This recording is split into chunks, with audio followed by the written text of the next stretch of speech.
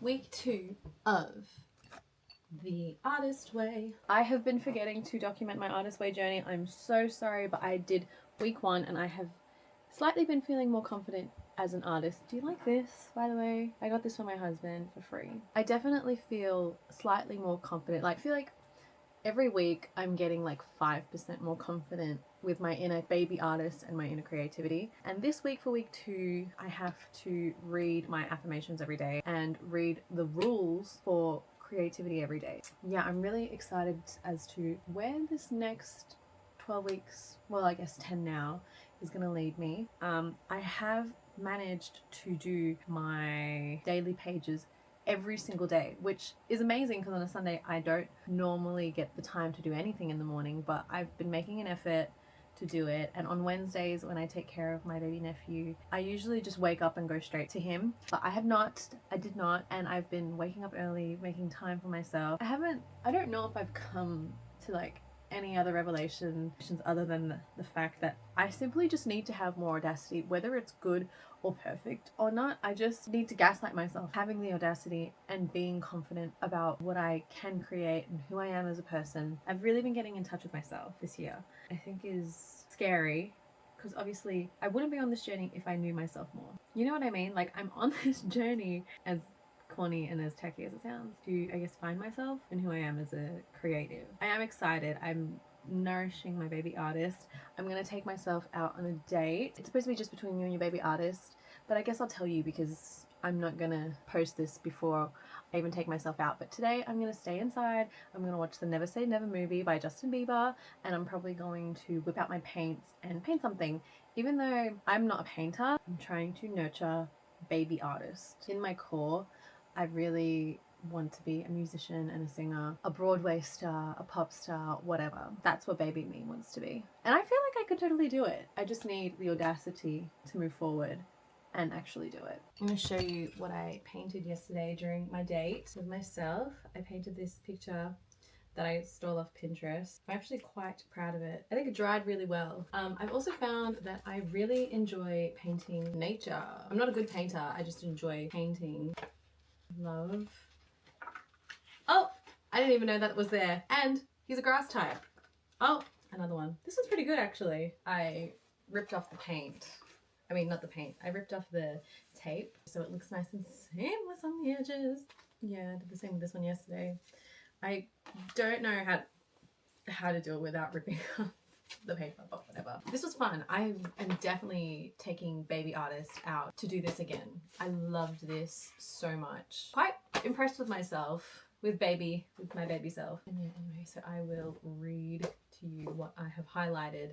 Here we go. Week 2. As we gain strength, so will some of the attacks of self-doubt. This is normal, and we can deal with those stronger attacks when we see them as symptoms of recovery. Now, this is something that I so feel like I needed to read today, like today in particular, because I've been posting more on my TikTok and my YouTube. I, interestingly, have had negative comments in the last few days, more so than I have had positive comments, and I'm trying to take it as my sign that I'm actually on a good path because I'm getting this resistance, and it's going to prepare me for my future self, higher self, I don't know, whatever. These attacks are groundless but convincing to ourselves. Ooh, I like that. Do not let your self-doubt turn into self-sabotage, which was so difficult today because I was like, man, people do not like my content. Like, I actually suck. I was starting to feel this way, and I've been really trying to erase that mentality out of my life and just continue with the creativity path. Creativity flourishes when we have a sense of safety and a sense of self-acceptance, which I've been trying to do.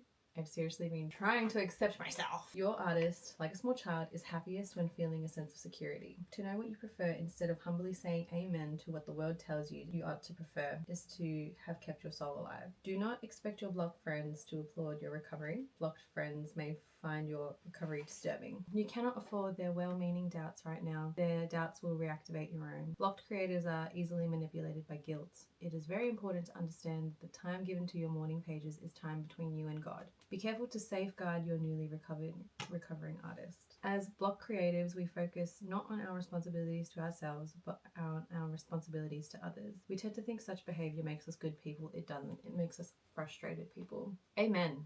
Amen to that. Repeat. The great creator has gifted us with creativity. Our gift back is our use of it. Do not let friends squander your time. Be gentle but firm and hang tough. Draw a sacred circle around your recovery. Give yourself the gift of faith and trust that you are on the right track. You are. And then there's a whole section of crazy makers. Crazy makers are those personalities that create storm centers, often charismatic, frequently charming, highly inventive, and powerfully persuasive. It warns us about crazy makers. Crazy makers break deals and destroy schedules. Crazy makers expect special treatment. Crazy makers discount your reality. Crazy makers triangulate those they deal with. Crazy makers are expert blamers. A quote that I highlighted on the way is, slow down and enjoy life. It's not only the scenery you miss by going too fast, you also miss the sense of where you are going and why. Crazy makers create drama, but seldom where they belong. Afraid to effectively tap into their own creativity, they loathe to allow that same creativity in others. It makes them jealous, it makes them threatened, and it makes them dramatic at your expense. Crazy makers hate schedules except their own. Crazy makers hate order. Crazy makers deny that they are crazy makers. And I fear that I could be a crazy maker. I hope I'm not, but I feel like I could be. More than anything else, creative recovery is an exercise to open-mindedness. Begin this week, consciously practice opening your mind, which totally aligns with another book that I've been reading. And I also read a Bible verse today, be ye transformed by the renewal of your mind, which is actually what I really needed to find in the Bible, because my mind has been so broken and toxic that I've been putting in so much work and effort to fix it, undo bad habits, bad routines in my mind. And I think it's really interesting that a lot of books that I've been reading, which are effectively about your mind and your brain and stuff like that, there is a fly in here. A lot of them say the same thing, and a lot of them align with the Bible. Jesus is totally found everywhere. There's evidence of him in literally everything. I think it's amazing. The truth is that creative life involves great swaths of attention. In order to be an artist, I must show up at the page, use the page to rest, to dream, to try. Fill the well by caring for my artists. Set small and gentle goals and meet them. Pray for guidance, courage, and humility. Remember that it is far harder and more painful to be a blocked artist than it is to do the work. Be alert. Choose companions who encourage. Remember that the great creator loves creativity. Remember to do the work and not judge the work. Place this sign in my workplace. Great creator, Jesus. I will take care of the quantity and you take care of the quality. And then it's the tasks for the week, which I've done. Yeah, I'm excited for week 3. I wrote this in my pages today. I don't think you're supposed to share this, but I just wanted to share my experience so far in week 2. I definitely feel like I have become 5% more confident with creating and stuff. Like, I feel like as every week passes by, I definitely feel a little bit more confident in myself and confident in my skill and craft. Just having the courage to go out and do it, period, is a huge step for me. I'm proud of myself and I'm excited, and honestly I want to paint again, but I really also want to make songs and stuff like that, so I'm sure I will make time to do it. But yeah, that's week 2.